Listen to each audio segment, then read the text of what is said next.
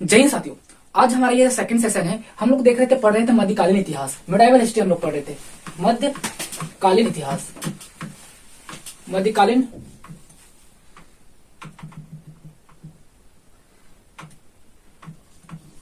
मध्यकालीन इतिहास हम लोग पढ़ रहे थे, मिडाइवल हिस्ट्री पढ़ रहे थे। देखो, मैंने आपको पढ़ाया था, बताया था आपको कि मध्यकालीन इतिहास। देखो, मध्यकालीन इतिहास में आज ये मेरा सेकंड सेशन, इसके पिछले मैंने एक सेशन मैंने कंप्लीट करवा दिया था। मैंने आपको बता दिया कि इसमें हम लोग को क्या क्या पढ़ना है, लेकिन फिर भी हल्का से इसको रिवीजन करेंगे, फिर इसके बाद हम लोग आगे बढ़ेंगे। देखो, मध्यकालीन इतिहास में बेसिकली हम लोग को पढ़ना क्या है। देखो, दिस इज मिडाइवल हिस्ट्री। देखो, इसमें हमको पढ़ना क्या है। देखो, तो इसमें हम लोग पढ़ेंगे, पहला चैप्टर हम लोग पढ़ेंगे अरबों का आक्रमण, या समझ लो इस्लामों का आक्रमण, इस्लामों का आक्रमण, इस्लामों का आक्रमण, आक्रमण। फिर हम लोग सेकंड चैप्टर में पढ़ेंगे, जैसे इस्लामों का आक्रमण में हम लोग पढ़ेंगे अरब आक्रमण और तुर्की आक्रमण, अरबों का आक्रमण और तुर्की आक्रमण। इसके बाद हम लोग देखेंगे, देखो तुर्की में दो आएगा, दो शासक आएंगे, एक मोहम्मद गजनवी आएगा, मोहम्मद गजनी जिसने सोमनाथ के मंदिर को लूटा था। उसके बाद हम लोग पढ़ेंगे मोहम्मद गजनी का एक गुलाम रहता है मोहम्मद गौरी, तो मोहम्मद गौरी, इसमें दो पढ़ेंगे, मोहम्मद गजनवी और मोहम्मद गौरी। तो मोहम्मद गौरी की जो मृत्यु के बाद उसका चार गुलाम होता है, कुतुबुद्दीन ऐबक तो मोहम्मद गौरी का चार गुलाम रहता है, कुतुबुद्दीन ऐबक, यलदौज, कुवाचा और बख्तियार खिलजी। तो यलदौज चला जाता है अफगानिस्तान, कुवाचा को मिल जाता है सिंध वाले इलाका है ना, जो सिंध वाला इलाका भी वर्तमान में पाकिस्तान में, और बख्तियार खिलजी उसको मिल जाता है बिहार वाला इलाका, बिहार और बंगाल। तो बिहार में आता है और नालंदा विश्वविद्यालय को जलाता है, मतलब तहस नहस करता है बख्तियार खिलजी, उसको भी हम लोग पढ़ेंगे। और लेकिन जो होता है कुतुबुद्दीन ऐबक, जो सर्वश्रेष्ठ शासक माना जाता है ना, जो चार गुलाम थे, चारों गुलाम में सर्वश्रेष्ठ माना जाता है, जो मोहम्मद गौरी का वफादार सेनापति था, है ना, वफादार सेनापति था कुतुबुद्दीन ऐबक। तो उसके द्वारा दिल्ली सल्तनत काल की स्थापना की जाएगी, दिल्ली सल्तनत काल। तो इसमें हम पढ़ेंगे दिल्ली सल्तनत काल, सल्तनत काल, सल्तनत काल, दिल्ली सल्तनत काल। इसमें हम लोग पढ़ेंगे 5 वंश के बारे में, GKTSL, दिस इज टी, गुलाम वंश, खिलजी वंश, तुगलक वंश, सैयद वंश, लोधी वंश। तो इसमें हम लोग 5 वंश के बारे में पढ़ेंगे। लास्ट में पढ़ेंगे मुगल वंश, मुगल वंश, मुगल डायनेस्टी पढ़ेंगे। पहले दिल्ली डायनेस्टी पढ़ेंगे, दिल्ली सल्तनत काल पढ़ेंगे, दिल्ली सल्तनत पीरियड पढ़ेंगे। उसमें हम इस दिल्ली सल्तनत काल में हम लोग 5 वंश के बारे में पढ़ेंगे, गुलाम वंश, खिलजी वंश, तुगलक वंश, सैयद वंश, लोधी वंश। तीसरे जैसे लोधी वंश का अंतिम शासक इब्राहिम लोधी, तो इब्राहिम लोधी और बाबर के बीच में जब युद्ध होगा 1526 ईस्वी में, पानीपत का प्रथम युद्ध होगा, तो लोधी वंश का समाप्त हो जाता है, अर्थात दिल्ली सल्तनत काल का पतन हो जाता है, समाप्त हो जाता है, और यहाँ से एक नया सत्ता का शुरुआत होता है, जिसे हम बोलेंगे मुगल डायनेस्टी, गुलाम वंश। तो इस प्रकार से हमारी सिलेबस है, मध्यकालीन इतिहास का ये मेजर सिलेबस है। ये मतलब कि समझ लीजिए ये महत्वपूर्ण चैप्टर है, ये इतना पढ़ना ही पढ़ना है आपको। तो इस्लामों का आक्रमण देखेंगे, अरबों का आक्रमण देखेंगे और तुर्की आक्रमण देखेंगे। इसके बाद हम लोग देखेंगे तुर्की आक्रमण, जो कुतुबुद्दीन ऐबक, मोहम्मद गौरी का जो गुलाम था कुतुबुद्दीन ऐबक, तो कुतुबुद्दीन ऐबक के द्वारा दिल्ली सल्तनत काल की शुरुआत की जाती है, गुलाम वंश की स्थापना किया जाता है। तो हम लोग पढ़ेंगे गुलाम वंश, खिलजी वंश, तुगलक वंश, सैयद वंश, लोधी वंश। उसके बाद हम लोग पढ़ेंगे मुगल वंश। तो कितने चैप्टर हो गए, एक चैप्टर में ये आ गया अरबों का आक्रमण, तुर्की आक्रमण, दिल्ली सल्तनत काल, उसके बाद मुगल डायनेस्टी। तो आइए शुरुआत करते हैं इस्लामों का आक्रमण। पहला चैप्टर लगाइए दिल्ली, पहला चैप्टर लगाइए इस्लामों का आक्रमण। पहले हम लोग पढ़ेंगे इस्लामों का आक्रमण, उसमें हम देखेंगे अरबों का आक्रमण, तुर्की आक्रमण। तो पहला चैप्टर लगाइए इस्लामों का आक्रमण, इस्लामों का आक्रमण, इस्लाम को ब्रैकेट में लिख लेना, मुसलमानों का आक्रमण, मुसलमानों का आक्रमण,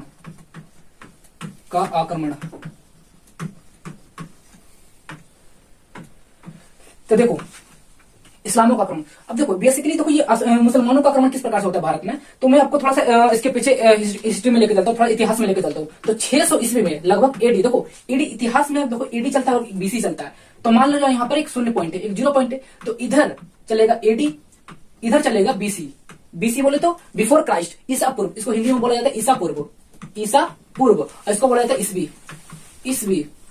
तो बिफोर क्राइस्ट इधर जाएगा, सपोज दैट इधर ये 0 शून्य है, शून्य काल से इधर आएगा तो 1 वर्ष, 2 वर्ष, 3 वर्ष, 4 वर्ष, 2 वर्ष, 3 वर्ष, 4 वर्ष, 5 वर्ष। और इधर शून्य काल है, उधर जाएगा तो 1, 2, 3, तो इधर हम बोलेंगे 1 वर्ष, है ना, 1 वर्ष ईसा पूर्व, इसे हम बोलेंगे 2 वर्ष, 2 ईसा वर्ष, 2 ईसा वर्ष पूर्व। और इधर बोलेंगे 1 ईस्वी, 2 ईस्वी, 3 ईस्वी, 4 ईस्वी। तो वर्तमान समय जो 2025 चल रहा है, तो इसे बोलेंगे 2025 एडी, 2025 ईस्वी बोलेंगे। लेकिन जब जैसे 0 काल से है ना, ये शून्य काल से जब उधर जाते हैं, तो उधर हम क्या बोलेंगे 2025 ईसा पूर्व, क्या बोलेंगे 2025 ईसा पूर्व। तो इधर जाएगा बिफोर क्राइस्ट और इधर आएगा एडी, एडी का फुल फॉर्म होता है एनो डोमिनी, एनो डोमिनी। अब बीसी का होता है बिफोर क्राइस्ट। तो जैसे शून्य काल से हम इधर बढ़ेंगे तो इधर चला जाएगा जैसे 1 वर्ष, 2 वर्ष, 3 वर्ष। तो जो 1 वर्ष ईसा पूर्व, 2 ईसा वर्ष, 2 ईसा वर्ष पूर्व, 3 ईसा वर्ष पूर्व, इधर जब जैसे देखेंगे तो एडी, 1 एडी, 2 एडी, मतलब 1 ईस्वी, 2 ईस्वी, 3 ईस्वी, 4 ईस्वी, इस प्रकार से बढ़ता जाएगा। तभी वर्तमान समय जो 2025 चल रहा है, ये बोलेंगे एडी 2025 ईस्वी बोलेंगे। लेकिन जब जैसे ही शून्य काल से उधर देखते हैं बीसी, है ना, बिफोर क्राइस्ट से उधर देखते हैं तो बोलेंगे 2025 ईसा पूर्व, 2025 ईसा पूर्व। तो ये इतिहास का ये कालक्रम है। अब देखो यहाँ पे, अब देखो इस्लामों का आक्रमण, मुसलमानों का आक्रमण, ये कहां होता है? भारत में। यहां लगा लेना भारत में, भारत में इस्लामों का आक्रमण अर्थात मुसलमानों का आक्रमण। ये 600 एडी में, 600 ईस्वी में इस्लामों का उदय होता है। क्या होता है? उदय, शुरुआत होता है इस्लामों का, शुरुआत होता है, उदय होता है। तो 600 ईस्वी में इस्लामों का उदय होता है। अब कहने का मतलब, थोड़ा सा मैं इतिहास में आपको लेके जाता हूं कि देखो 550 ईस्वी में, इसको मैं सेकंड पीपीटी में प्रयोग करूंगा। तो 550 ईस्वी में गुप्त काल, जो गुप्त काल होता है इसका समाप्त होता है, पतन होता है, गुप्त काल का पतन। जैसे गुप्त काल का पतन होता है तो यहां से 570 ईस्वी में, 570 एडी में, 570 में एक व्यक्ति का जन्म होता है जिसका नाम है मोहम्मद पैगंबर साहब बोला जाता है, इनका नाम है। तो मोहम्मद पैगंबर साहब का जन्म होता है 570 ईस्वी में। अब जैसे इनका 570 ईस्वी में जन्म हुआ, देखो माना जाता है कि 600 ईस्वी में, लगभग 600 ईस्वी में इस्लामों का उदय होता है, इस्लामों का उदय होता है। जिस प्रकार से हमारा एक धर्म है, जैसे कि हम लोग का एक धर्म सनातन धर्म, तो सनातन धर्म को तो नहीं तो आदि है नहीं तो अंत है। तो इसका क्या और छोरे पता नहीं चलता, कहां से शुरुआत हुआ इसका किसी को पता नहीं, किसी का इसके पास जवाब नहीं है। लेकिन जब देखते हैं इस्लाम धर्म का जब शुरुआत देखते हैं, इस्लाम धर्म का जब उदय देखते हैं, तो 600 ईस्वी में, लगभग 600 ईस्वी में इस्लाम धर्म का उदय होता है। लेकिन कैसे उदय होता है और थोड़ा सा उसका इतिहास देखेंगे, उसके बाद हम अपना इतिहास आगे कंटिन्यू करेंगे। तो 550 ईस्वी में गुप्त काल का पतन होता है। तो उसके बाद 570 ईस्वी में एक व्यक्ति का जन्म होता है, मोहम्मद पैगंबर साहब। इन्हीं व्यक्ति को कहा जाता है कि गॉड। हालांकि तो हमारे जो सनातन धर्म में गॉड का मतलब होता है ईश्वर, है ना, ईश्वर भगवान। लेकिन जब देखते हैं इस्लाम में गॉड को क्या कहा गया इसमें इस्लाम धर्म में गॉड को क्या कहा गया? तो अल्लाह कहा गया। इस्लाम धर्म में जैसे देखते हैं इस्लाम, तो इस्लाम में गॉड को क्या कहा गया? गॉड तो इंग्लिश भाषा है ना, इंग्लिश शब्द है, तो इसको कहा गया, इस्लाम धर्म में कहा गया अल्लाह, है ना, अल्लाह कहा गया। लेकिन जब देखते हैं सनातन धर्म में देखते हैं इसको ईश्वर या भगवान, ना, ईश्वर या भगवान कहा गया। लेकिन आखिर ये इस्लाम धर्म का उत्पत्ति कैसे हुआ, कैसे उदय हुआ? तो 600 एडी में जन्म होता है। लेकिन किस प्रकार से जन्म होता है? देखो 550 ईस्वी में गुप्त काल का पतन होता है, 570 ईस्वी में मोहम्मद पैगंबर साहब का इनका जन्म होता है। जन्म आप लिख लेना, इनका जन्म हो गया 570 ईस्वी में। लेकिन जब देखते हैं 610 ईस्वी में देखते हैं, 610 ईस्वी में देखते हैं तो एक गुफा, है ना, एक हीरा नाम का एक गुफा होता है। एक पहाड़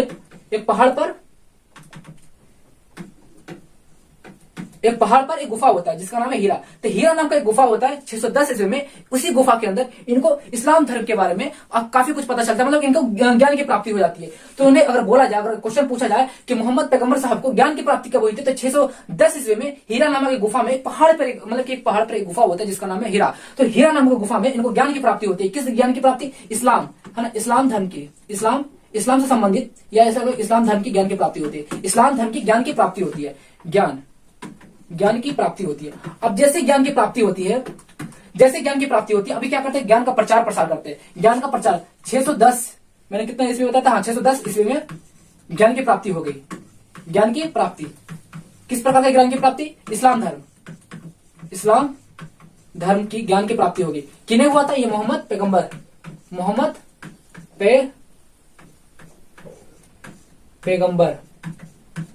पैगंबर साहब को। तो 610 ईस्वी, अब जैसे इनको ज्ञान की प्राप्ति होती है, अभी क्या करते थे? 622 ईस्वी में, और कहां ज्ञान की प्राप्ति हुआ था? तो हीरा नामक एक गुफा में। ये कहां स्थित है? एक पहाड़ पर स्थित है। तो जैसे इन्हें ज्ञान की प्राप्ति होती है, इस्लाम धर्म की ज्ञान की प्राप्ति होती है, तो ये क्या करते हैं? 622 ईस्वी में ये धर्म का प्रचार प्रसार करते हैं। प्रचार प्रसार करते हैं। तो कब? 610 ईस्वी में इन्हें ज्ञान की प्राप्ति होगी, और 622 ईस्वी में ये क्या करते हैं? धर्म के प्रचार प्रसार करते हैं। ये बहुत तेजी से, और आपसे प्रश्न पूछा है कि बहुत तेजी से अगर धर्म का अगर प्रचार होने वाला कौन सा धर्म है, बहुत तेजी से प्रचार प्रसार होने वाला कौन सा धर्म है? तो इस्लाम धर्म बहुत तेजी से प्रचार प्रसार होने वाला धर्म था। और इनका जन्म हुआ था, देखो एक और इसका लिख लेना यहाँ पर, इनका जन्म हुआ था एक मक्का, क्योंकि ये आगे बहुत ही इससे क्वेश्चन बनने वाला होगा कि 610 ईस्वी में ज्ञान की प्राप्ति हुई थी। कहां हुई थी? एक गुफा नामक स्थान पर हुई थी। लेकिन इनका जन्म पूछा है कि जन्म कब हुआ था? 570 ईस्वी में इनका जन्म हुआ था। 570 ईस्वी में इनका जन्म हुआ था। कहां हुआ था? एक मक्का एक मतलब जगह का नाम है। जिस प्रकार से एक शहर होता है, तो शहर में कोई खास एक लोकेशन होता है ना, तो इसी प्रकार से 570 ईस्वी में इनका जन्म हुआ था। कहां जन्म हुआ था? तो मक्का नाम एक जगह का स्थान का नाम है, उसी मक्का में इनका जन्म हुआ था 570 ईस्वी में। और 610 ईस्वी में इन्हें ज्ञान की प्राप्ति होती है, इस्लाम धर्म के ज्ञान की प्राप्ति होती है। किन्हें? मोहम्मद पैगंबर साहब को ज्ञान की प्राप्ति होती है। कहां होती है? ये हीरा नामक गुफा में उनकी ज्ञान की प्राप्ति होती है। उस गुफा का नाम हीरा है। जिस प्रकार से महात्मा बुद्ध है ना, भगवान बुद्ध को ज्ञान की प्राप्ति हुई थी बिहार की धरती में। बोध गया एक जगह का नाम है, गया एक जिला है, उसी गया जिला में एक जगह का नाम है बोध गया। तो उसी बोध गया में महात्मा बुद्ध को है ना, भगवान बुद्ध को ज्ञान की प्राप्ति हुई थी, ज्ञान की उन्हें प्राप्ति हुई थी। ठीक उसी प्रकार मोहम्मद पैगंबर साहब को ये इन्हें आगे जाके मैं बताऊंगा कि ये कितने इंपॉर्टेंट रोल प्ले करते हैं इस्लाम धर्म के लिए। ये बहुत मतलब कि महत्वपूर्ण व्यक्ति साबित होंगे आगे चल के। मैं आपको बताऊंगा कि 610 इनका 570 ईस्वी में मक्का नामक एक स्थान है ना, मक्का नामक एक स्थान है, 570 ईस्वी में इनका जन्म होता है और 610 ईस्वी में इन्हें ज्ञान की प्राप्ति होती है, इस्लाम धर्म के ज्ञान की प्राप्ति होती है। और ये कहाँ होता है? हीरा नामक एक गुफा है, पहाड़ पर एक गुफा होता है जिसका नाम है हीरा, हीरा गुफा का नाम है। उसी स्थान पर इन्हें ज्ञान की प्राप्ति होती है। जिस व्यक्ति को जैसी ज्ञान की प्राप्ति होती है, तो महात्मा बुद्ध को जैसी ज्ञान की प्राप्ति हुई थी तो क्या करने के उसके बाद निकले थे? वो अपना ज्ञान का प्रचार प्रसार करने के लिए निकले थे। तो जिस व्यक्ति को ज्ञान की प्राप्ति हो जाएगा वो क्या करेगा? वो अपना ज्ञान का प्रचार प्रसार करेगा। वैसे ही मैंने आपको एग्जांपल बताया था कि महात्मा बुद्ध को बोध गया में उनका ज्ञान की प्राप्ति हुई थी, है ना। जो गया डिस्ट्रिक्ट है, मतलब बिहार राज्य में एक गया जिला है, उसी जिला में एक स्थान का नाम है बोध गया। उसी बोध गया में महात्मा बुद्ध को उन्हें ज्ञान की प्राप्ति हुई थी। और जैसे उन्हें ज्ञान की प्राप्ति हो गई थी तो वो अपना ज्ञान का प्रचार प्रसार करने के लिए निकले थे। ठीक इसी प्रकार से जैसे मोहम्मद पैगंबर को ज्ञान की प्राप्ति हो जाती है, इस्लाम धर्म की ज्ञान की प्राप्ति हो जाती है, तो एक प्रकार से धर्म के प्रचार प्रसार करने के निकलते हैं। किस धर्म की? इस्लाम धर्म की। तो इस्लाम धर्म की जो मुसलमानों का जो उनका जो धर्म होता है इस्लाम धर्म होता है, तो इस्लाम धर्म के प्रचार प्रसार करने के लिए निकले थे। कब? 622 ईस्वी में निकले थे। ये कहां से कहां तक निकले थे? देखो, इनका जन्म हुआ था मक्का, है ना, मक्का में जन्म हुआ था। अब यहां से एक यात्रा शुरू करते हैं जिसका नाम है मदीना। मदीना नाम है एक जगह का नाम है। तो यात्रा याद रखना, यात्रा इन्होंने प्रारंभ किया था कहां से? मक्का से मदीना। मक्का से मदीना यात्रा इन्होंने प्रारंभ किया, यात्रा। इसी दौरान एक संबंध का जन्म होता है। संबंध का मतलब समझ लीजिए पीरियड, इंग्लिश में समझ लीजिए पीरियड या इरा। एक नया काल का शुरुआत होता है, एक नया मतलब एक काल का शुरुआत होता है धर्म, मतलब इस्लाम धर्म का यहाँ पर शुरुआत होता है। एक नया यहाँ पर एक समझिए नया टाइम पीरियड का स्टार्ट होता है, एक जिसको इरा कह सकते हैं। तो यहाँ पर इस इरा का नाम था, इस नाम का हिजरी संबंध। तो क्वेश्चन यहाँ पर पूछा जाएगा कि बताओ, जैसे इनको ज्ञान की प्राप्ति होती है 610 ईस्वी में इन्हें ज्ञान की प्राप्ति होती है, और ज्ञान की प्राप्ति होने के बाद 622 ईस्वी में ये धर्म के प्रचार प्रसार करने के निकलते हैं। और वो एक प्रकार से वो एक यात्रा करते हैं। कहां से? मक्का से, जिनका वहां पर जन्म हुआ था 570 ईस्वी में मक्का में इनका जन्म हुआ था। इसी मक्का से मदीना की ओर एक यात्रा करते हैं। और यात्रा के दौरान है ना, एक यात्रा के दौरान एक नया एरा की शुरुआत होता है, एक नया पीरियड की शुरुआत होता है, जिसका नाम रखा गया हिजरी संबंध। क्या नाम रखा? हिजरी संबंध। मैं आपको बता दूं, आप प्राचीन इतिहास पढ़ोगे तो 3 संबंध आएगा। 3 क्या क्या संबंध आएगा? एक गुप्त काल के, है ना, गुप्त संबंध, और एक आएगा, अब प्राचीन इतिहास पढ़ोगे तो पहला आएगा विक्रम संबंध। यहां से क्वेश्चन पूछता है इसलिए मैं इसको लिखवा रहा हूं। पहला संबंध होगा, संबंध मींस इरा, इसको इंग्लिश में लिख लेना इरा। एक नया पीरियड की शुरुआत होता है। विक्रम, ये प्राचीन इतिहास की मैं बता रहा हूं, थोड़ा सा मैं इतिहास में कनेक्ट करने की कोशिश करो। एक हो गया विक्रम संबंध, एक हो गया शक संबंध, और एक मैंने आपको बताया गुप्त संबंध। ये प्राचीन इतिहास में पढ़ना है, एशियन हिस्ट्री में पढ़ना है। लेकिन मैं अभी आपको पढ़ा रहा हूँ मेडावल हिस्ट्री पढ़ा रहा हूँ, मध्यकालीन इतिहास पढ़ा रहा हूँ। तो यहाँ पर मोहम्मद पैगंबर साहब के द्वारा एक यात्रा शुरू किया जाता है। कहां से? मक्का से मदीना की ओर। तो मक्का से मदीना का जो यात्रा शुरुआत की गई थी, तो इसे बोला गया हिजरी संबंध कहा गया। तो वर्तमान समय में आपसे पूछा जाएगा कुल कितने संबंध थे, तो कुछ आपको बताना कि वर्तमान समय में कुल अभी 40 संबंध है। एक विक्रम संबंध हो जाएगा, एक शक संबंध हो जाएगा, एक गुप्त संबंध हो जाएगा, एक हिजरी संबंध हो जाएगा। लेकिन हिजरी संबंध कब शुरुआत किया गया था? जब मोहम्मद पैगंबर साहब के द्वारा मक्का से मदीना की ओर जब यात्रा किया जा रहा था। तो इसी यात्रा को, कहां से यात्रा? ये मक्का से जो मदीना जो यात्रा की गई थी, इसी यात्रा को कहा गया हिजरी संबंध। और इसी हिजरी संबंध पर आधारित है एक कैलेंडर आधारित है, कैलेंडर इस्लाम कैलेंडर आधारित है, इस्लाम कैलेंडर। आपसे प्रश्न पूछा जाएगा कि बताओ जो इस्लाम जो धर्म का जो कैलेंडर है वो किस संबंध पर आधारित है? तो हिजरी संबंध पर आधारित है। ये हिजरी संबंध किससे संबंध है? तो हिजरी संबंध जब मक्का से मदीना की ओर जब यात्रा किया जा रहा था, किनके द्वारा? मोहम्मद पैगंबर साहब के द्वारा जो मक्का से मदीना की ओर जो यात्रा किया गया था, उसी को बोला गया हिजरी संबंध। और इसी हिजरी संबंध पर आधारित है एक कैलेंडर आधारित है, जिसको हमने बोला इस्लाम कैलेंडर किस संबंध पर आधारित है? तो हिजरी संबंध पर आधारित है। और हिजरी संबंध किससे संबंधित है? तो ये मक्का मदीना की ओर जो यात्रा किया गया था, मोहम्मद पैगंबर साहब को जो मक्का से मदीना की ओर जो यात्रा किया गया था, इसी यात्रा को कहा गया हिजरी संबंध। अब प्रश्न उठता है, ये मोहम्मद पैगंबर साहब कौन है? ये मोहम्मद पैगंबर, अब इनके बारे में थोड़ा समझ लेते हैं। मोहम्मद पैगंबर साहब कौन है? जिनका जन्म कब हुआ था? 570 ईस्वी में हुआ था। 570 ईस्वी में कहां हुआ था? मक्का में हुआ था। मक्का इन्होंने एक यात्रा किया मक्का से मदीना की ओर, जिसे हमने क्या बोला? हिजरी संबंध। हिजरी संमत से एक कैलेंडर से आधारित है, इसी पर एक कैलेंडर आधारित है जिसको हमने बोला इस्लाम कैलेंडर। इस्लाम कैलेंडर कैलेंडर आपसे प्रश्न पूछा जाएगा कि इस्लाम कैलेंडर किस संबंध पर आधारित है, तो हिजरी संबंध पर आधारित है। हिजरी संबंध क्या है, तो मोहम्मद पैगंबर साहब के द्वारा एक यात्रा शुरू की गई थी मक्का से मदीना की ओर। तो मक्का से मदीना की ओर जो यात्रा शुरू की गई थी, जो इसी यात्रा को हिजरी संबंध कहा गया। हिजरी संबंध किससे संबंधित है, तो मक्का से मदीना की ओर जो मोहम्मद पैगंबर साहब के द्वारा जो यात्रा शुरू की गई थी मक्का से मदीना की ओर।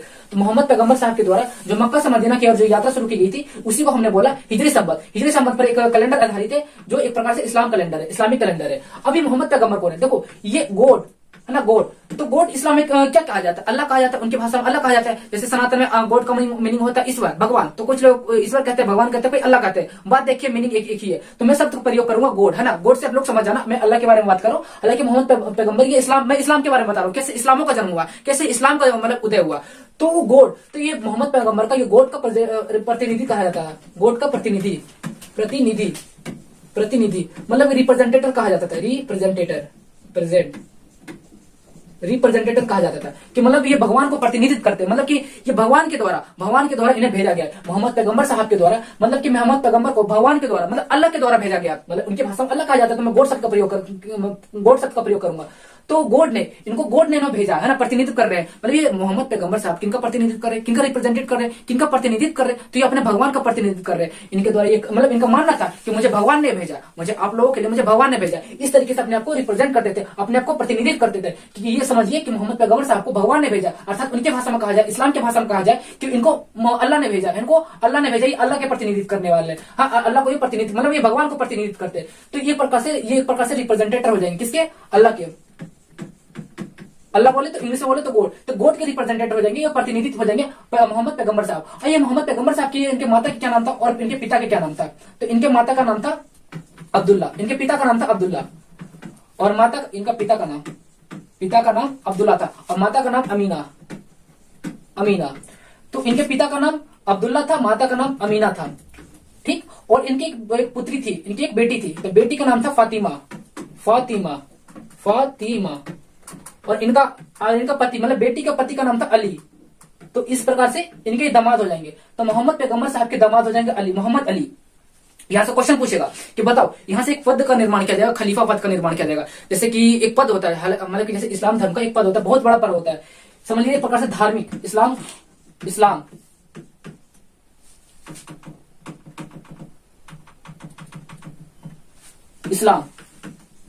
धर्म का एक पद यहां से निर्धारित किया जाएगा, जिसका नाम रखा जाएगा खलीफा पद का निर्माण किया जाएगा। तो ये खलीफा पद का यही अली, जो इसका जो दामाद हो जाएंगे, मोहम्मद पैगंबर साहब के दामाद हो जाएंगे, इनकी पुत्री के साथ, इनकी बेटी के साथ विवाह करेंगे अली। तो यही अली आगे चल के एक प्रकार से खलीफा पद के लिए नियुक्त किया जाएगा इन्हें।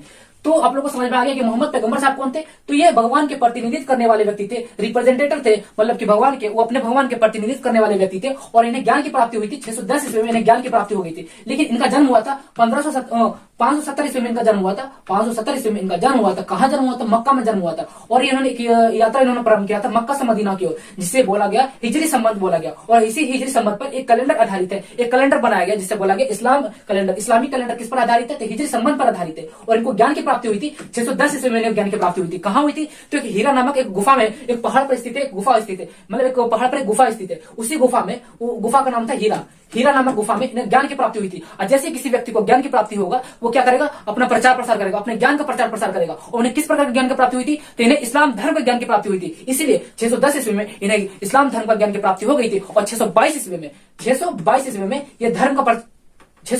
ये धर्म का प्रचार करना शुरू कर दिए थे। कहां से, ये जैसे कि 610 ईस्वी में इन्हें जैसे ज्ञान की प्राप्ति हुई, तो 622 ईस्वी में ये अपने इस्लाम धर्म का प्रचार प्रसार करना शुरू कर दिए। अब जैसे ये 622 ईस्वी में ये धर्म प्रचार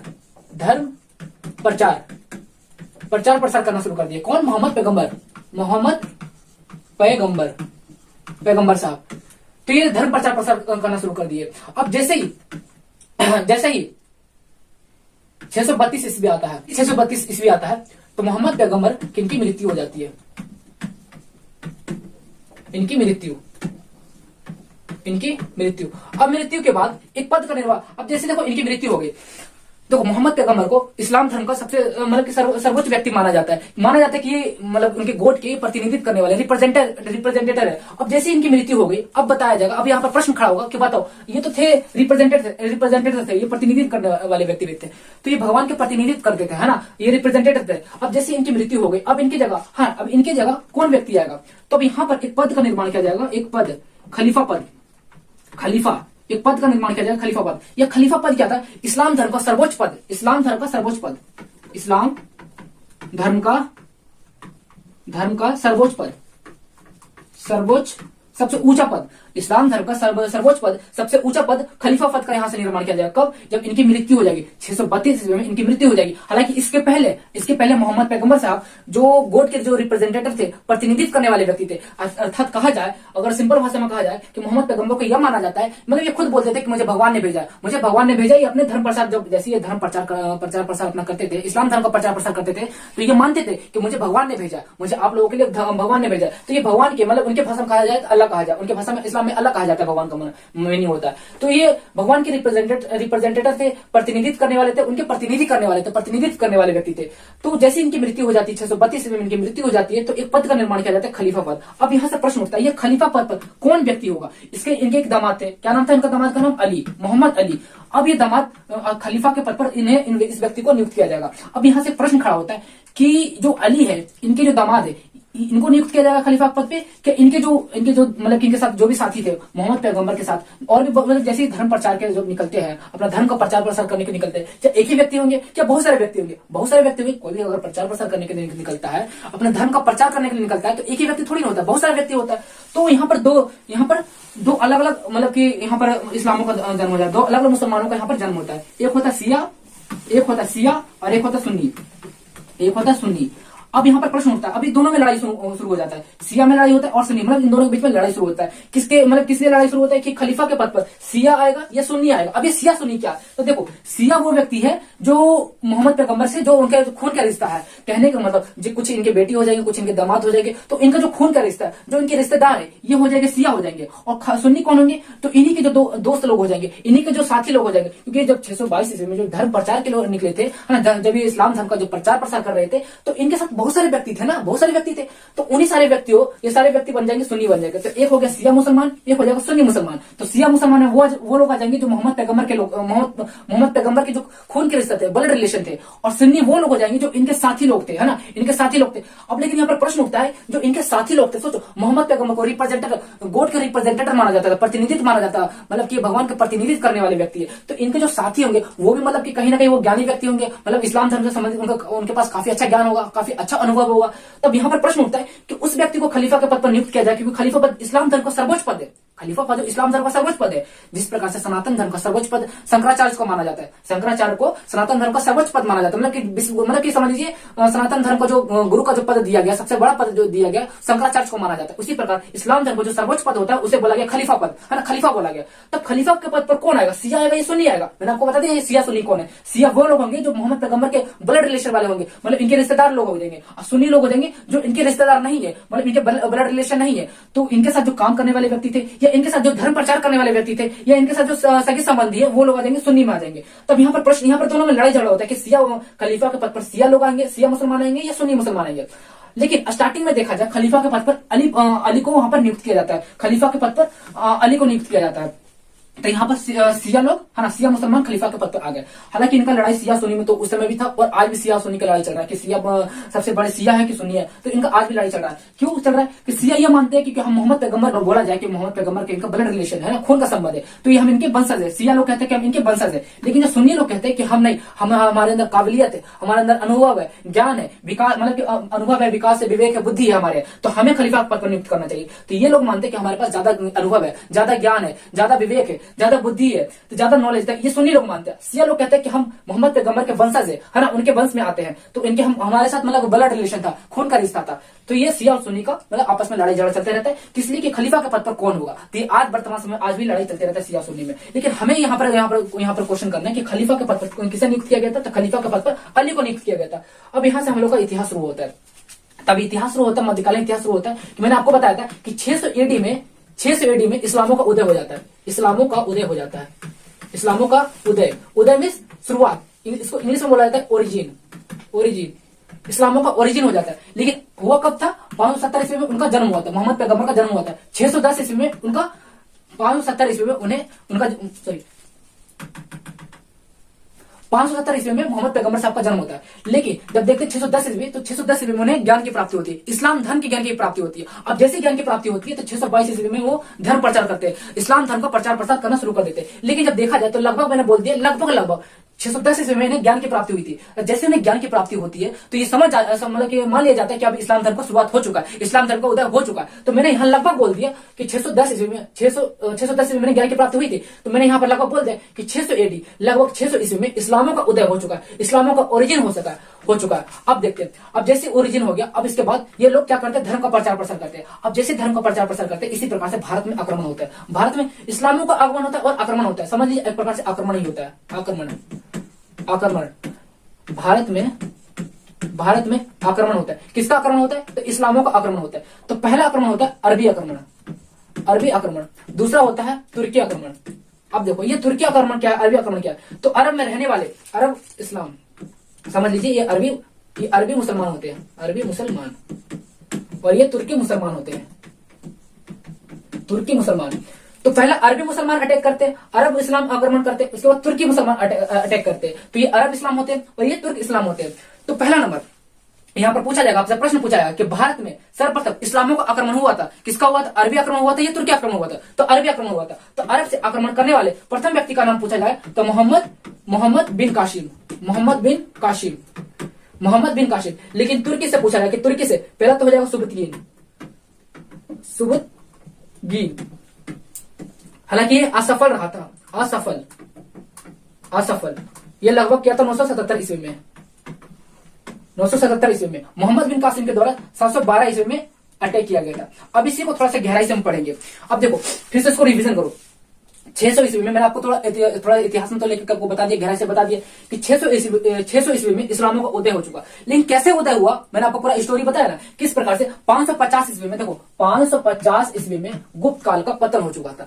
570 ईस्वी में मोहम्मद पैगंबर साहब का जन्म हुआ था और 610 ईस्वी में उन्हें ज्ञान की प्राप्ति हुई थी। किस ज्ञान की? इस्लाम धर्म की ज्ञान की प्राप्ति हुई थी। और ये लोगों के बीच में ये कहते थे कि मुझे भगवान ने भेजा, मुझे अल्लाह ने भेजा। इस्लाम धर्म को गॉड का मीनिंग होता है अल्लाह, जैसे हम लोग जैसे सनातन धर्म में गॉड का मीनिंग होता है ईश्वर या भगवान। तो इस प्रकार से इस्लाम धर्म का गॉड का मीनिंग होता है अल्लाह। तो ये लोग मोहम्मद पैगंबर साहब कहते थे कि मुझे अल्लाह ने भेजा, मुझे भगवान ने भेजा। ये भगवान के प्रतिनिधित्व करने वाले व्यक्ति थे, रिप्रेजेंटेटिव थे। तो जैसे उन्हें 610 ईस्वी में ज्ञान की प्राप्ति हो जाती है, तो ज्ञान की प्राप्ति हो जाने के बाद ये 622 ईस्वी में क्या करते हैं? धर्म प्रचार प्रसार करते हैं, धर्मों मतलब इस्लाम धर्म का प्रचार प्रसार करते हैं। बहुत तेजी से ये धर्म फैलता है। अब 632 ईस्वी में इनकी मृत्यु हो जाती है, और जैसे इनकी मृत्यु होती है तो एक इनके बाद अब यहाँ पर प्रश्न खड़ा होता है कि अब इस्लाम धर्म का मतलब कि कौन मतलब सर्वोच्च व्यक्ति होगा, कौन सा मतलब पद यहाँ पर डिसाइड किया जाएगा। जिस प्रकार से मोहम्मद पैगंबर साहब को इस्लाम धर्म का सर्वोच्च व्यक्ति मतलब सबसे महत्वपूर्ण व्यक्ति समझा जाता था, सबसे महत्वपूर्ण व्यक्ति माना जाता था। उसी प्रकार से जब जैसे 632 ईस्वी में इनकी मृत्यु हो जाती है, तो 632 ईस्वी में इनकी मृत्यु के बाद एक पद का निर्माण किया जाता है जिसका नाम रखा गया खलीफा। खलीफा इस्लाम धर्म का सर्वोच्च पद होता है। और खलीफा पद पर सर्वप्रथम किस व्यक्ति को नियुक्त किया जाता है? तो इन्हीं मोहम्मद पैगंबर साहब के एक दामाद होते हैं जिनका नाम था मोहम्मद अली। तो मोहम्मद अली खलीफा के पद पर नियुक्त किया जाता है। वो कौन से मुसलमान थे? वो सिया मुसलमान थे। अब यहाँ पर प्रश्न उठता है सिया मुसलमान कौन है, सुन्नी मुसलमान कौन है? सिया और सुन्नी। तो सिया मुसलमान कौन है और सुन्नी मुसलमान कौन है? तो सिया मुसलमान वो होंगे जो मोहम्मद पैगंबर के वंशज होंगे, जो उनके साथ मतलब खून का रिश्ता होगा, ब्लड रिलेशन होगा, उन्हें बोलते सिया मुसलमान। सुन्नी मुसलमान कौन होंगे? जो मोहम्मद पैगंबर साहब के जो ब्लड रिलेशन नहीं होंगे, वो सारे सुन्नी मुसलमान आ जाएंगे और दोनों में युद्ध चलेगा, एक बार से लड़ाई झगड़ा चलेगा कि कौन खलीफा के पद पर नियुक्त किया जाएगा, किन्हें खलीफा के पद पर नियुक्त किया जाएगा। हालांकि उस समय भी लड़ाई चलता था और आज भी लड़ाई चलता है, लेकिन हमें इतिहास पढ़ना है, हमें ये जानना है कि आखिर इस्लामियों को कैसे उदय हुआ था। यह मैंने आपको बता दिया कि इस्लामियों का कैसे उदय हुआ, कैसे ओरिजिन हुआ, कैसे इस्लाम धर्म का निर्माण हुआ। उसके बाद हम देखेंगे भारत में किस प्रकार इस्लामों का आगमन होता है और आगमन के बाद कैसे ये लोग अटैक करते, कैसे ये भारत में आने के बाद आक्रमण करते हैं। तो पहला आक्रमण करेंगे अरबी मुसलमान करेंगे, उसके बाद तुर्की मुसलमान करेंगे। अरब में रहने वाले को अरबी मुसलमान, तुर्की में रहने वाले को तुर्की मुसलमान। तो सर्वप्रथम अरबी मुसलमान आक्रमण करते। मेरा आप लोगों से प्रश्न है कि बताओ भारत में आक्रमण करने वाला प्रथम मुसलमान कौन था? बताओ भारत में आक्रमण करने वाला प्रथम मुसलमान कौन था? मोहम्मद बिन कासिम। वो कौन सा मुसलमान था? अरबी मुसलमान। और भारत में आक्रमण करने वाला प्रथम तुर्की मुसलमान कौन था? सुबुतगीन। लेकिन ये असफल रहा था। उसके बाद मैं आगे बताऊंगा। तो यहाँ पर देखना कि भारत में लोग आक्रमण करेंगे, इस्लाम का आक्रमण हो जाएगा, इस्लामों का आगमन भी होगा और आक्रमण करेंगे। आगमन में आ जाना, तो जैसे भारत में आएंगे उसके बाद आक्रमण करेंगे। तो पहला अरबी आक्रमण होगा, दूसरा नंबर तुर्की आक्रमण होगा। अब हम देखेंगे इस्लामों का जो हमारा पहला ही चैप्टर चल रहा है, भारत में इस्लामों का आक्रमण हमारा पहला ही चैप्टर चल रहा है, लेकिन उसमें हम देखते हैं अरबी आक्रमण और तुर्की आक्रमण। तो पहले हम ये समाप्त करेंगे, उसके बाद हम ये देखेंगे। तब हेडिंग लगाओ अरबी आक्रमण या अरबों का आक्रमण भारत में अरबों का आक्रमण। यहां से हमारा मेन टॉपिक स्टार्ट होता है, मेन कॉन्सेप्ट यहां पर स्टार्ट होता है हमारा मेन हिस्ट्री। तो भारत में अरबों का आक्रमण, तो यहीं से हमारा मेन सिलेबस स्टार्ट होता है। देखो भारत में अरबों का आक्रमण, तो अरब से आने वाला आखिर देखो ये आखिर क्यों भारत में आक्रमण करते हैं, यहाँ पर प्रश्न उठना चाहिए कि आखिर ये भारत में क्यों आक्रमण करते हैं, इनको क्या चाहिए भारत से। तो देखो फॉर एग्जाम्पल ये प्रकार समझ लीजिए अफ्रीका, मैं आपको एक डायग्राम के मैप के माध्यम से समझाने की कोशिश करता हूं। देखो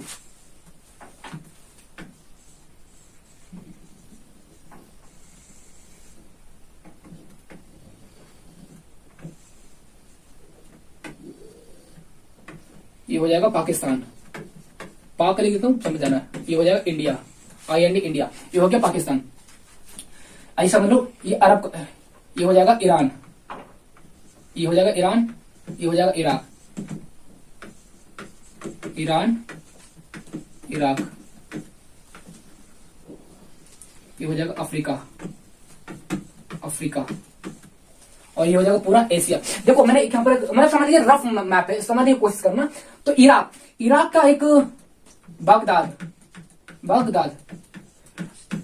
इराक का राजधानी बगदाद। तो बगदाद का एक वहां पर एक खलीफा हुआ करता था, मैंने बताया ना इस्लाम धर्म का सर्वोच्च पद खलीफा। तो बगदाद के एक खलीफा हुआ करते थे, खलीफा। उन खलीफा का नाम था अल हज्जाज। याद रखना यहां से क्वेश्चन पूछा जाता है, अल हज्जाज। देखो इराक में एक जगह यह समझ लीजिए उसकी राजधानी है बगदाद में एक खलीफा हुआ करते थे, इस्लाम धर्म का जो सर्वोच्च पद होता है खलीफा। तो बगदाद के खलीफा, उसमें खलीफा हुआ करते थे, उस खलीफा का नाम था अल हज्जाज उनका खलीफा का नाम था। और इन्हीं खलीफा के नाम, इन्हीं जो अल हज्जाज, अरे यार, तो इराक में इराक का राजधानी था बगदाद। तो बगदाद के खलीफा हुआ करते थे जिनका नाम था अल हज्जाज एक प्रकार से खलीफा के पद पे थे, खलीफा के पद पर नियुक्त थे। और कहां के खलीफा थे, तो बगदाद के खलीफा थे। कौन, अल हज्जाज। और अल हज्जाज का एक भतीजा था, भतीजा एवं दामाद दोनों था, भतीजा एवं दामाद। तो उस भतीजा एवं दामाद का क्या नाम था, मोहम्मद बिन कासिम। याद रखना क्यों से कासिम बिन कासिम, मोहम्मद बिन कासिम। और इसका उम्र लिख लेना कि इसका उम्र कितना था, 17 ईयर्स, 17 साल का व्यक्ति था। ये व्यक्ति नहीं, लड़का ही था, नौजवान लड़का था। तो समझ लो इराक का राजधानी बगदाद में जो खलीफा पद था, तो खलीफा के पद पर कौन नियुक्त थे, अल हज्जाज खलीफा थे, बगदाद के खलीफा थे। और इन्हीं का एक भतीजा और एक दामाद हुआ करता था, मोहम्मद बिन कासिम, जिसकी उम्र 17 वर्ष हुआ करता था। अब यहाँ से कॉन्सेप्ट समझना, यहाँ से कहानी समझना कि वो कौन सी कहानी थी, आखिर वो कौन सा वजह था कि भारत में अरबों का आक्रमण हुआ। अरब लोग जो भारत में ये मोहम्मद बिन कासिम आता भारत पर आकर अटैक करता, आखिर क्या वजह था। तो यहाँ पर एक श्रीलंका है ना, यहाँ पर श्रीलंका आप लोग जानते ही हो कि भारत के नीचे श्रीलंका है। तो श्रीलंका से एक जहाज जा रहा था, कहां जा रहा था, बगदाद इराक जा रहा था। उसी जहाज में, पानी वाले जहाज में, उसी जहाज में बहुत सारे सोने चांदी को असरफिया थी। सोने चांदी को उसमें बहुत सारे करेंसी हुआ करते थे, सोना चांदी। उस समय तो नोट मतलब कि रुपया वगैरह तो उसमें था नहीं, तो लोग जो पहले व्यापार करते थे ना, तो व्यापार करते सोने चांदी से व्यापार किया जाता था। तो यहाँ से जहाज जा रहा था खलीफा के लिए, अल हज्जाज के लिए एक जहाज जा रहा था, भेंट जा रहा था, भेंट समझ लीजिए उपहार जा रहा था, गिफ्ट जा रहा था। तो भेंट जा रहा था, मतलब समझ लीजिए गिफ्ट जा रहा था, उपहार जा रहा था। किसके लिए, खलीफा के लिए, अल हज्जाज के लिए। श्रीलंका, यहाँ के श्रीलंका के जो राजा हुआ करते थे, तो श्रीलंका के राजा ने खलीफा के लिए, है ना, अल हज्जाज के लिए भेंट में, उपहार में बहुत सारे सोने चांदी की असरफिया भेजी, सोने चांदी को असरफिया भेजी। किसके द्वारा, नाव के द्वारा। लेकिन जैसे यहाँ पर आता है, ये नाव आता है, तो यहाँ पर एक जगह है ना, एक जगह देवल, नाम याद रखना, देवल, सिंध में पड़ता है, सिंध की बंदरगाह है। तो देवल नामक एक जगह पर यहाँ पर जहाज आकर के यहाँ पर रुकता है। अब जैसे यहाँ पर जहाज आकर रुकता है, तो इस जहाजों के साथ लूटपाट हो जाता है ना। जितने भी इसके अंदर सोना चांदी थी, जितने भी इसके अंदर जो भी बहुमूल्य के जो सामान्य चीज थी, जो श्रीलंका के राजा ने भेंट भेजा था ना, गिफ्ट भेजा था, उपहार भेजा था, इसका हो जाता है लूटपाट हो जाता है, चोरी हो जाता है। अब यहाँ पर प्रश्न उठता है कि इतने बड़े राजा, है ना, इतने बड़े मतलब इतने बड़े पद के लिए जो अल हज्जाज, जो खलीफा के पद पर नियुक्त थे, मतलब इतने बड़े वहां पे जो राजा हुआ, हालांकि तो राजा के मतलब समझ लीजिए एक प्रकार से राजा ही है, सबसे सर्वोच्च पद पे नियुक्त है। तो अल हज्जाज के लिए जो भेंट भेजा गया था, गिफ्ट भेजा भेजा गया था, श्रीलंका के राजा के द्वारा जो गिफ्ट भेजा गया था वो गिफ्ट चोरी हो गया। कहाँ चोरी हो गया था? तो देवल जो बंदरगाह है ना, देवल बंदरगाह पर ये जहाज से लूटपाट हो गया था, चोरी हो गया था। ये देवल नामक जो जगह आता है सिंध वाले इलाका में आता है, और वर्तमान समय में ये पाकिस्तान, देखो यहाँ पर सिंध है, तो वर्तमान समय में सिंध पाकिस्तान वाले में इलाके में आता है। तो यहाँ पर जहाज की चोरी हो गई। अब यहाँ पर बहुत बड़ा बगावत हो गया, बहुत यहाँ पर बहुत बड़ी प्रॉब्लम हो गई। अब प्रॉब्लम समस्या यहाँ पर क्या उत्पन्न हो गई कि राजा ने, श्रीलंका के राजा ने एक बहुत बड़े पद के लिए, एक बहुत मतलब सामान्य व्यक्ति के लिए, एक समान मतलब कि बहुत बड़े व्यक्ति के लिए, खलीफा इस्लाम धर्म का सर्वोच्च पद माना जाता है, तो खलीफा के लिए, अल हज्जाज के लिए एक जहाज भेजा गया। सोचो, कल्पना करो, अगर यहाँ से एक स्टेट से प्रधानमंत्री मोदी जी के लिए कोई उपहार गिफ्ट भेजा जाए, है ना, कोई गिफ्ट भेजा जाए, और उसी रास्ते में अगर उसी जहाज मतलब कि अगर गिफ्ट आ रहा है, किसी भी कंट्री से आ रहा है गिफ्ट, और गिफ्ट आ रहा है प्रधानमंत्री मोदी जी के लिए आ रहा है, और रास्ते में किसी का द्वारा चोरी कर लिया जाता है, तो जिस स्थान पर चोरी किया गया उस स्थान पर पूछा जाएगा ना कि वहां के उस इलाके के प्रेसिडेंट कौन है, प्रधानमंत्री कौन है, कैसे चोरी हो गया। यहाँ पर प्रश्न खड़ा होता है कहीं ना कहीं, मतलब कि लड़ाई झगड़े की यहाँ पर समस्या उत्पन्न हो जाता है। ठीक वैसा ही श्रीलंका के राजा ने खलीफा पद के लिए उपहार भेजा, गिफ्ट भेजा, और देवल नामक स्थान पर चोरी हो गया, है ना, चोरी हो गया, लूटपाट हो गया। अब यहाँ पर प्रश्न खड़ा होता है, अब यहाँ पर खलीफा ने इनको यहाँ पर एक मैसेज भेजा कि आपके एरिया में, आपके लोकेशन पे हमारे जहाज को चोरी कर दिया, हमारे जहाज को लूटपाट हुआ, हमारे जहाज को चोरी किया गया, हमारे जहाज में चोरी हुआ, तो अब इसका भरपाई कीजिए। किसके बोला गया? यहाँ पर जो देवल के उस समय राजा थे, सिंध के राजा थे दाहिर, याद रखना, सिंध के उस समय राजा थे दाहिर, ये हिंदू राजा थे। ये कैसे राजा थे? ये हिंदू राजा थे, याद रखना, हिंदू राजा थे, है ना, सनातनी थे ये। तो जैसे यहाँ से चोरी हुआ, तब यहाँ खलीफा जो थे अल हज्जाज के द्वारा यहाँ पर एक नोटिस दिया गया, यहाँ पर एक प्रकार से सूचना यहाँ पर भिजवाया गया कि आपके एरिया में हमारे जहाज को चोरी हो गई, हमारे जहाज को लूटा गया, हमारे जहाज में चोरी हुई, आप इसका भरपाई कीजिए। अब जैसे ही इन्होंने मैसेज किया कि हमारे जहाज को जो चोरी हुआ उसका भरपाई कीजिए, तो राजा दाहिर ने साफ इनकार कर दिया, साफ मना कर दिया कि आप देखो, आपका जहाज जा रहा है ना, आपका ख्याल रखना चाहिए, ये आपको ख्याल रखना चाहिए, आपका जहाज जा रहा है, आपका गिफ्ट जा रहा है, तो उसमें आपके सैनिक होना चाहिए, हम क्यों ध्यान रखें। तो लेकिन इनका क्या कहना था कि आपके इलाके में चोरी हुआ है, इतना दूर से आ रहा था, कहीं तो चोरी हुआ नहीं, कहीं तो कोई समस्या हुआ नहीं, ये आपके इलाके में चोरी हुआ है, इसका मतलब कहीं ना कहीं ये लगता है कि आपने हो सकता है आपने चोरी करवा दिया हो। तो इनका आरोप था राजा दाहिर पर कि हो सकता है आपने चोरी करवाया हो। राजा दाहिर कह रहे थे कि आपका ये मतलब कि ख्याल रखना चाहिए, आपका गिफ्ट जा रहा है, आपका नाम है ना, इसमें आपका सामान जा रहा है, तो आपको ध्यान रखना चाहिए। तो राजा दाहिर के द्वारा साफ इनकार कर दिया कि हम इसका भरपाई नहीं करेंगे। तो राजा दाहिर ने साफ इनकार कर दिया, हम इसका भरपाई नहीं करेंगे। अब यहाँ पर प्रॉब्लम होता है, अब जैसे इन्होंने इनकार कर दिया, अब ये खलीफा आ गए, गुस्से में आ गए, अल हज्जाज को गुस्सा आ गया कि एक तो इनके इलाका में चोरी हुआ है, अब ये साफ इनकार कर रहे कि हम इसका भरपाई नहीं करेंगे। तो यहाँ पर एक सेना तैयार किया गया, है ना, एक उन्हीं का जो भतीजा था, दामाद था, है ना, ये काफी शक्तिशाली और तेज बुद्धि वाले व्यक्ति उस समय माने जाते थे कि भाई मोहम्मद बिन कासिम बहुत तेज बुद्धि वाला व्यक्ति है, बहुत तेज वाला बुद्धि वाला व्यक्ति है। तो इसी का जो अल हज्जाज का जो दामाद था, है ना, तो इसी को सेनापति नियुक्त करके एक सेना बनाया गया, मोहम्मद बिन कासिम का एक सेना बनाया गया, और इसे सेनापति नियुक्त करके भेजा गया कि जाओ तुम सिंध पे जाओ और आक्रमण करो और राजा दाहिर से बदला लो और उसे सारा वसूली करके आओ। अब यहाँ से मोहम्मद बिन कासिम जाता है, कहाँ जाता है? देवर वाले स्थान पर आता है, मतलब सिंध वाले इलाके पर आता है, और राजा दाहिर के साथ एक युद्ध किया जाता है, जिस युद्ध का नाम है रवार का युद्ध। रेवार या रवार, कहीं कहीं पर रेवार आएगा लिखा हुआ, कहीं कहीं पर रवार का युद्ध या देवल का युद्ध, तीन प्रकार से जाना जाता है। देवल का युद्ध, रवार का युद्ध या रेवार का युद्ध। तो ये कब हुआ था? 1712 ईस्वी में हुआ था। किसके द्वारा हुआ था? बताओ, किसके द्वारा हुआ था? 1712 ईस्वी में देवल युद्ध किसके द्वारा हुआ था? किसके बीच में हुआ था? मोहम्मद बिन कासिम और राजा दाहिर के बीच में हुआ था। कहां हुआ था? सिंध वाले इलाका में हुआ था। कहां आता? सिंध, पाकिस्तान में आता है। कारण क्या था कि श्रीलंका के राजा ने उपहार भेंट किया था, किसे? अल हज्जाज को, जो खलीफा के जो पद पर नियुक्त थे अल हज्जाज, इसके लिए भेंट प्रस्तुत किया गया, मतलब भेंट यहाँ पर गिफ्ट भेजा गया था। और कहां जहाज आकर रुका था? तो ये देवल वाले स्थान पर जो बंदरगाह पर जहाज रुका था। रुकने के बाद इसमें चोरी हो गई, तो इन्होंने के ऊपर आरोप लगाया, राजा दाहिर के ऊपर इन्होंने इसके ऊपर आरोप लगाया कि आपके इलाका में हमारे जहाज में चोरी हुई, आप इसका भरपाई कीजिए। तो राजा दाहिर ने साफ इनकार कर दिया कि आपका जहाज आपको ख्याल रखना चाहिए, हम कैसे ख्याल रखें, आपका जहाज है ना। तो इन्होंने इनकार कर दिया। अब अल हज्जाज को गुस्सा आया, तो इन्होंने एक सेना तैयार किया। उस सेना का सेनापति कौन था? मोहम्मद बिन कासिम। तो मोहम्मद बिन कासिम के द्वारा, जो 17 वर्ष का युवा व्यक्ति था, युवा लड़का था 17 वर्ष का, तो मोहम्मद बिन कासिम के द्वारा एक सेना तैयार किया गया, जो सेनापति मोहम्मद बिन कासिम को सेनापति नियुक्त किया गया था, और उसी सेनापति को भेजा गया, मतलब सेना बना करके भेजा गया कि जाओ सिंध वाले इलाके पर जाओ और राजा दाहिर से बदला लो और सारा वसूली करके आओ। अब जैसे 1712 ईस्वी में यहाँ से चल जाता है, इराक से आता है, 1712 ईस्वी में सिंध वाले इलाके में आता है कौन? मोहम्मद बिन कासिम आता है और राजा दाहिर के साथ युद्ध करता है। उस स्थान का नाम है रवार। रेवार किसी लोग मतलब देवल, मतलब जगह का नाम है, बंदरगाह का नाम है देवल, लेकिन बहुत सारे इतिहास में रेवार का युद्ध, रवार का युद्ध या देवल के युद्ध, तीन नाम से जाना जाता है। कब हुआ था? 1712 ईस्वी में हुआ था।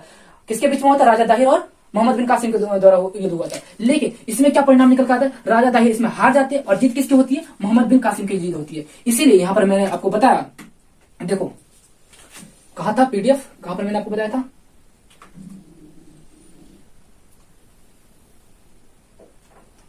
देखो इधर, हाँ देखो देखो समझने की कोशिश करूं तो मैंने आपको बताया कि 1712 ईस्वी में मोहम्मद बिन कासिम देवल वाले स्थान पर जाता है, सिंध वाले इलाके में जाता है और राजा दाहिर के साथ एक युद्ध लड़ता है जिसे हम बोलते हैं रेवार का युद्ध या रबार का युद्ध या देवल का युद्ध, जिसमें जीत होती है मोहम्मद बिन कासिम की जीत होती है और राजा दाहिर हारे जाते हैं। वो एक प्रकार से हिंदू राजा हुआ करते थे, हिंदू शासक हुआ करते थे, कहाँ के, सिंध वाले इलाके के। तो वर्तमान समय सिंध कहाँ आता है, पाकिस्तान में आता है। तो इस प्रकार से अरबी आक्रमण भारत में होता है और इसकी जीत हो जाती है। किसकी जीत हो जाती है, मोहम्मद बिन कासिम के द्वारा। तो पहली बार अरबी आक्रमण होता है।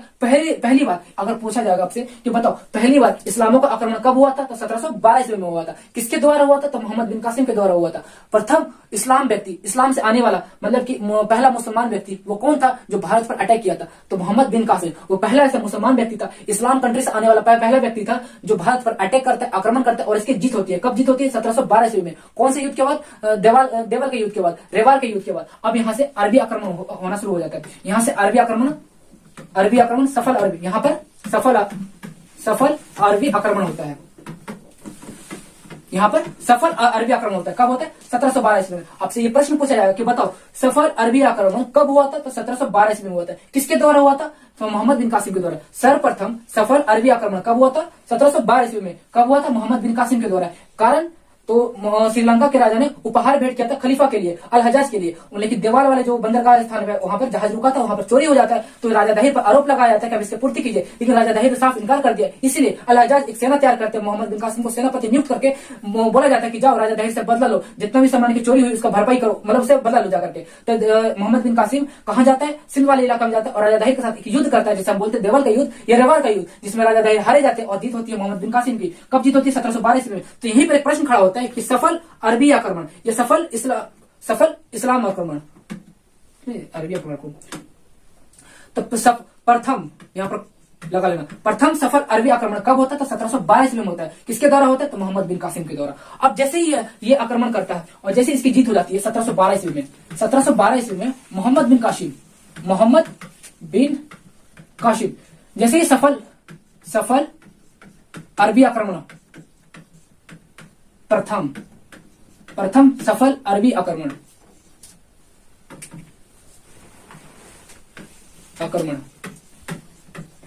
कब हुआ था, 1712 ईस्वी में। तो प्रथम सफल अरबी आक्रमण होता है 1712 ईस्वी में। किसके द्वारा होता है, मोहम्मद बिन कासिम के द्वारा। अब जैसे ही सिंध वाले इलाका को जीत जाता है, सिंध वाले इलाका को जीत जाता है, जीत हो जाती है, तब यहाँ पर ये क्या करता है, एक प्रशासन मतलब यहाँ पर एक प्रशासन व्यवस्थापित करता है।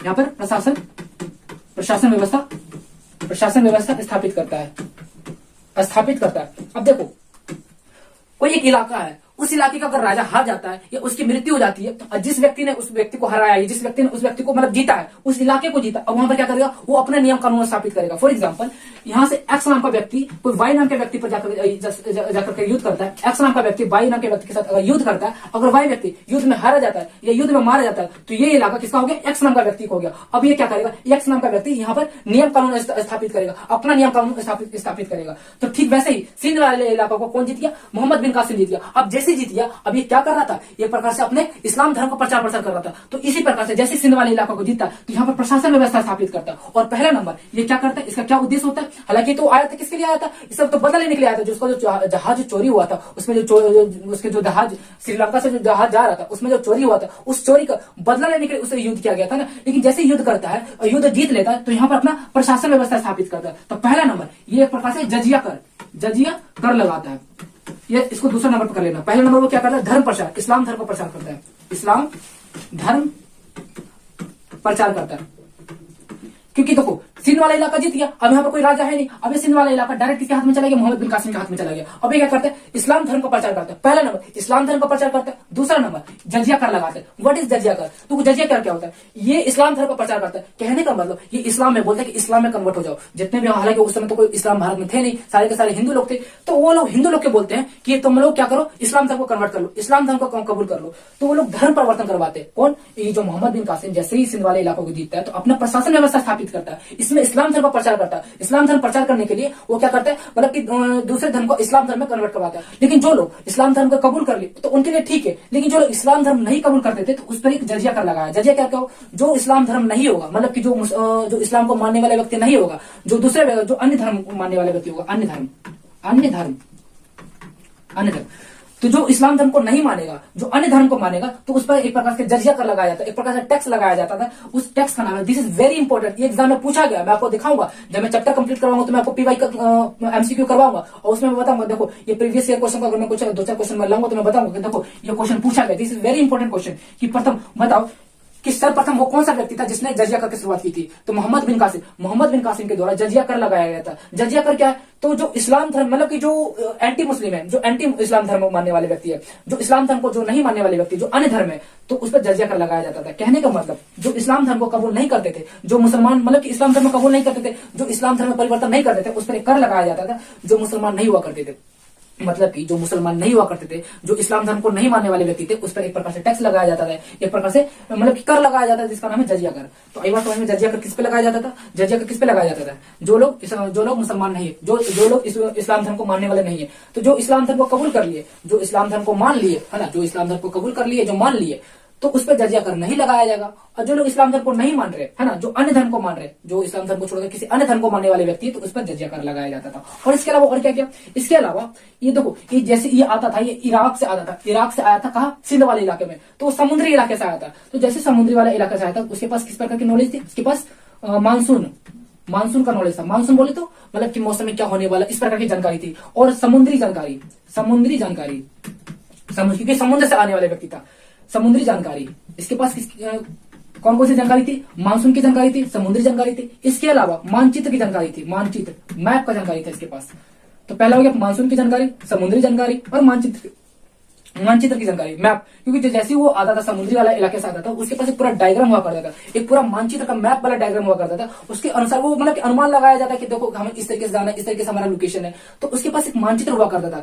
तो जैसे वो अरबों का आक्रमण हुआ, तो भारत में अरबों का आक्रमण हुआ, जैसे भारत में अरबों का आक्रमण हुआ, इस्लामों का आक्रमण हुआ, तो भारत में क्या छोड़ गया? तो पहला नंबर वो मानसून का ज्ञान, है ना, भारत को मानसून का ज्ञान दे गया और समुद्री जानकारी दे गया और साथ ही साथ मानचित्र का ज्ञान दे गया। मानचित्र का, क्योंकि उसके पास देखो जो लोग आते थे, जो अरब से आ रहे हैं, जो अटैक करने के लिए आ रहे हैं, तो वो समुद्री इलाके से आ रहे हैं। अरब से जो जितने भी लोग आ रहे हैं, है ना, अरबी जो जितने भी मुसलमान आएंगे, तो वो लोग समुद्री इलाके से आएंगे। तो समुद्री इलाके से आएंगे तो उनके पास समुद्री जानकारी भी होगा, मानचित्र का भी जानकारी होगा और मानसून की भी जानकारी होगा। तो ये जो 3 शब्द मैंने आपको लिखा, मानसून की जानकारी, समुद्री जानकारी या मानचित्र की जानकारी, भारत में मानचित्र की जानकारी कहां से है, मानचित्र का नॉलेज कहां से है, समुद्री जानकारी कहां से है, और ये इस प्रकार से, और मानसून का जानकारी कहां से है। तो जैसे इस्लामों का जब उदय होता है, इस्लामों का जब भारत में आक्रमण होता है, भारत में जब इस्लामों का आक्रमण होता है, तो ये 3 प्रकार की, है ना, जो नॉलेज भारत में आता है, आगमन होता है। इसके अलावा खजूर की खेती, हम लोग खजूर की खेती नहीं करते थे। खजूर आज भी देखा जाए, खजूर तो खजूर अरब वाले इलाकों में बहुत अच्छा खजूर पाया जाता है, अच्छे मतलब अच्छी तरीके से वहां खजूर की खेती होती है। तो खजूर, है ना, खजूर किसने सिखाया? अरबों मतलब अरब जो मुसलमान जो आए थे, अरबी जो मुसलमान लोग आए थे, तो उन्होंने हमें खजूर की खेती मतलब खजूर करना सिखा दिया। इसके अलावा ऊंट पालन, तो ऊंट पालन, तो भारत में ऊंट को पाला जाता था, लेकिन एक प्रकार से प्रथा नहीं थी, एक प्रकार से समझ लो कल्चर नहीं था, प्रथा नहीं था। तो ऊंट पालन भारत में पहले से होता था, लेकिन कल्चर नहीं था, प्रथा नहीं था। तो जैसे ये लोग अरबी मुसलमान भारत में आते हैं, तो खजूर की खेती करना सिखा देते, ऊंट पालन सिखा देते। इसके अलावा और भी तरह मतलब कि अन्य प्रकार की चीजें यहाँ पर भारत में कल्चर का आदान प्रदान होता है। जैसे कि देखो, ये लोग इस्लाम कंट्री से आने वाले थे, इस्लाम धर्म को मानने वाले व्यक्ति थे, लेकिन उस समय भारत में इस्लाम धर्म का कोई व्यक्ति था ही नहीं। तो जैसे 1712 ईस्वी में सिंध, देखो सिंध तो आप वर्तमान समय में सिंध तो पाकिस्तान वाले इलाके में, लेकिन उस समय तो अखंड भारत था। सिंध वाला जो भी हो, पाकिस्तान का पूरा इलाका तो भारत में ही शामिल था ना। वो तो 1947 के बाद भारत और पाकिस्तान का बंटवारा हुआ। तो 1712 ईस्वी में जो सिंध वाले इलाके में जो आया था, मोहम्मद बिन कासिम जो आया था, उसमें भारत में ही शामिल था।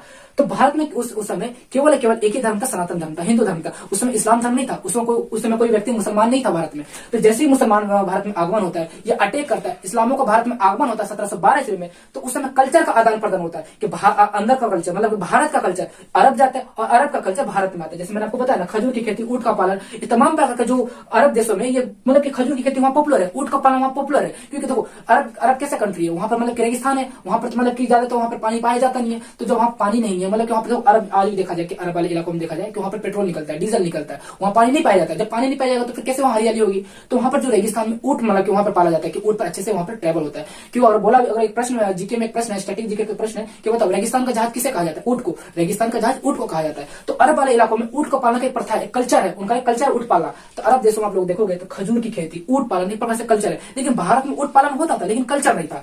तो जैसे ही भारत में ये लोग आते हैं, इस्लाम के लोग जो भारत में आते हैं, तो यहाँ पर क्या होता है? कल्चर का आदान प्रदान होता है। तो बाहर से कुछ कल्चर वहां अरब जाता है और अरब से कल्चर भारत में आता है। और यहाँ पर याद रखना, मैं देखो यहाँ से हिस्ट्री को लिंक करने की कोशिश करना। ये हो गया अरब वाला इलाका, ये हो गया भारत वाला इलाका। अब देखो अरब से भारत का व्यापार हो रहा है, अरब से देखो यहाँ का कल्चर का आदान प्रदान हो रहा है, कल्चर और यहाँ पर व्यापार का आदान प्रदान हो, कल्चर का भी आदान प्रदान हो रहा है। यहाँ पर देखो खजूर की खेती होना शुरू हो गया, ऊंट का पालन शुरू हो गया। और इसके अलावा अब भारत से भी कुछ जाता है, यहाँ से भारत क्या सीखे जाता है, दशमलव प्रणाली,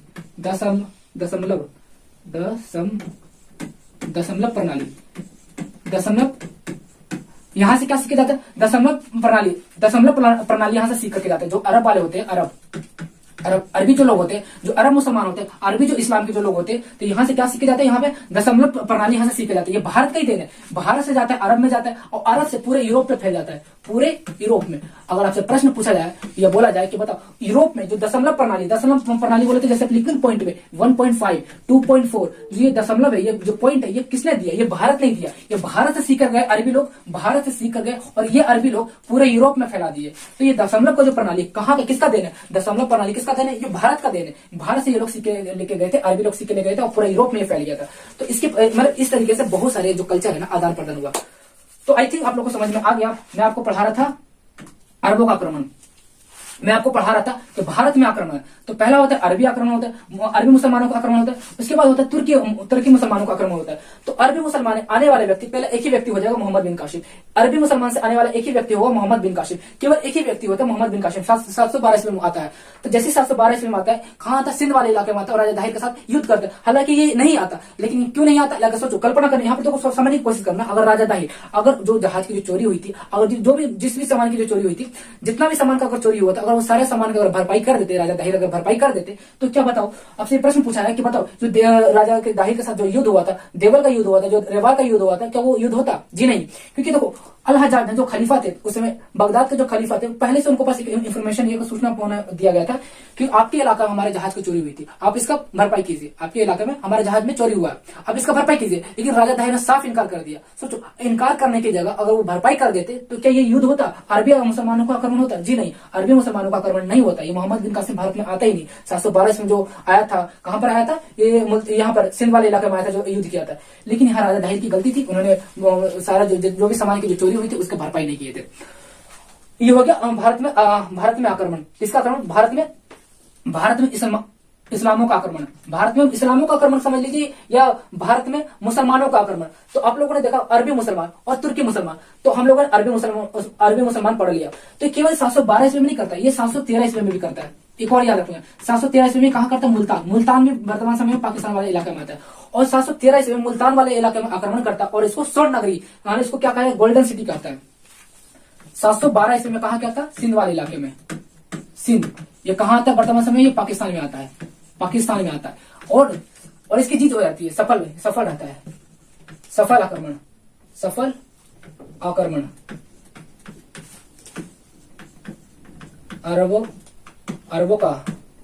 अरबों का सफल आक्रमण रहता है 712 ईस्वी में। उसके बाद 713 ईस्वी में कहां आक्रमण करता है? मुल्तान वाले इलाके में। मुल्तान ये कहां है वर्तमान समय में? ये पाकिस्तान में है, वर्तमान समय पाकिस्तान में। और मुल्तान को इसने क्या कहा? स्वर्ण नगरी। क्या कहा था इसने? स्वर्ण नगरी, गोल्डन सिटी, गोल्डन सिटी। इसने क्या कहा था? देखो 712 ईस्वी में जो मोहम्मद बिन कासिम था, सिंध पर आक्रमण करता है और ये सफल रहता है, राजा दाहिर को हरा देता है। उसके बाद ये 713 अगले साल 713 ईस्वी में ये मुल्तान पर आक्रमण करता है, जिसने 713 ईस्वी में से मुल्तान पर आक्रमण किया था। और इसने क्या कहा? मुल्तान को क्या कहा था इसने? स्वर्ण नगरी। आपसे प्रश्न पूछा जाएगा कि बताओ मुल्तान को किसने स्वर्ण नगरी कहा था? मुल्तान को किसने स्वर्ण नगरी कहा था? बताओ। मोहम्मद बिन कासिम ने मुल्तान को स्वर्ण नगरी कहा था, गोल्डन सिटी कहा था। इंग्लिश में गोल्डन सिटी, कहीं कहीं पर गोल्डन सिटी लिखा हुआ रहेगा, कहीं कहीं पर स्वर्ण नगरी। तो स्वर्ण नगरी कहने वाला प्रथम अरबी मुसलमान कौन था? मोहम्मद बिन कासिम। तो आज हमारा ये चैप्टर खत्म हो गया, जो हम लोग पढ़ रहे थे अरबों का आक्रमण। हाँ, तो हम लोगों ने देखा कि 600 एडी में इस्लामों का उदय, किस प्रकार से इस्लामों का उदय होता है, इस्लामों का ओरिजिन होता है, मतलब कि इस्लाम धर्म है, किस प्रकार से उसका जन्म होता है, किस प्रकार से उसका उदय होता है। उसके बाद हम लोगों ने देखा ये लोग धर्म का प्रचार प्रसार करने के लिए लोग फैलेंगे और भारत में इस्लामों का आक्रमण होगा। पहला आक्रमण होगा अरबी मुसलमान का आक्रमण होगा, उसके बाद तुर्की मुसलमान का आक्रमण होगा। तो हम लोगों ने आज देखा किस प्रकार से अरब के लोग भारत पर आक्रमण करते, और पहला आक्रमण करने वाला व्यक्ति अरब से आने वाला या अरबी मुसलमान पहला व्यक्ति था मोहम्मद बिन कासिम। इसके द्वारा सिंध पर आक्रमण किया जाएगा। मोहम्मद बिन कासिम के द्वारा सिंध पर आक्रमण आक्रमण किया जाएगा 712 ईस्वी में। कहाँ किया जाएगा? सिंध वाले इलाके में किया जाएगा। वर्तमान समय कहाँ आता है? पाकिस्तान में आता है। किसके साथ युद्ध होता है? राजा दहिर के साथ। और युद्ध में ये जीत जाता है, मतलब सफल होता है। तो पहला सफल अरबी मुसलमानों का पहला सफल युद्ध कब था? 1712 ईस्वी में। किसके द्वारा? मोहम्मद बिन कासिम के द्वारा। और दूसरा ये आक्रमण किया था 1713 ईस्वी में। मुल्तान पर आक्रमण किया था, वर्तमान समय पाकिस्तान पे आता। और मुल्तान को इसने क्या कहा था? मोहम्मद बिन कासिम के द्वारा क्या कहा गया था? स्वर्ण नगरी, गोल्डन सिटी कहा गया था। तो आज हमारा समाप्त होता है। अरबी मुसलमान जो भारत पर अटैक करता है, मोहम्मद बिन कासिम के द्वारा जो अटैक करता है 712 ईस्वी में सिंध वाले इलाके पर अटैक करता है, और 713 ईस्वी में मुल्तान वाले इलाके पर अटैक करता है। तो आज हम लोगों ने देखा अरबी मुसलमानों को देखा समाप्त हो गया। अरबी मुसलमानों का आक्रमण समाप्त हो गया। कल हम लोग देखेंगे तुर्की मुसलमान कैसे भारत में आता है और कैसे अटैक करते हैं। तो आज तक इतना ही, मिलेंगे अगले सेशन में, तब तक के लिए बाय।